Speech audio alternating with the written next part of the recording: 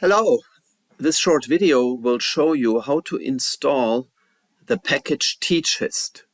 Go to Tools in RStudio, Install Packages, type TeachHist.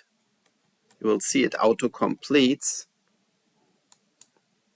Make sure Install Dependencies is checked and just click Install. The package is installed now, and the installation has to be only done once. While loading the package when you want to use it has to be every time you use it.